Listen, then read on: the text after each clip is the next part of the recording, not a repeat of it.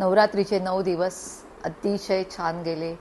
चांगले उपवास झाले, चांगली साधना झाली आणि तुम्हा सगळ्यांना 9 दिवसाच्या मी देवीचे माझे भद्रकालीचे स्वरूप पाठवत होती. तुम्हाला ब्लेसिंग्स पाठवत होती, माझ्या क्लायंट्सला, माझ्या फॉलोवर्सला, माझ्या फ्रेंड्सला. तर नवरात्रीचे 9 दिवस अतिशय उत्तम गेले. आता दसरा आहे, तर दसऱ्याच्याबद्दल काही 2 गोष्टी तुम्हाला सांगणार आहे.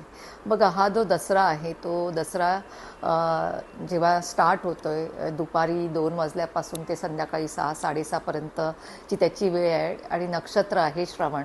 आता श्रवण नक्षत्र जे आहे ते अतिशय उत्तम नक्षत्र मानलं जातं.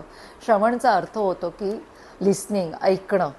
तर इनवर्स ब्रह्मांड काय सांगतंय हे सूक्ष्मामध्ये जाऊन तुम्हाला ऐकायचं आहे.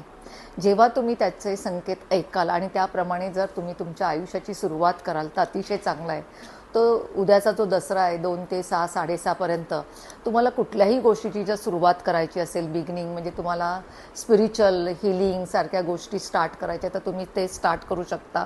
अकलट सायन्स जॉईन करायचे असेल ते चालू करू शकता. एखाद्या मुलाला किंवा मुलीला एकमेकांना प्रपोज करायचं असेल तरीही चांगलं आहे. एखाद्या बिझनेसची सुरुवात करायची असेल तरीही चांगलं आहे. तर असे हे श्रवण नक्षत्र अतिशय उत्तम नक्षत्रामध्ये दसरा आलेला आहे. तर तुम्ही विष्णूची पण त्या दिवशी जर म्हणजे श्रवण नक्षत्रामध्ये विष्णूची जेव्हा सेवा करतो तेव्हा तुमचे रोगराई पण असतात, या तुमच्या आयुष्यामध्ये प्रॉस्पेरिटी पण येते. तर हे सगळं कराच आणि तुम्हाला सगळ्यांना दसऱ्याच्या खूप खूप खूप खूप शुभेच्छा.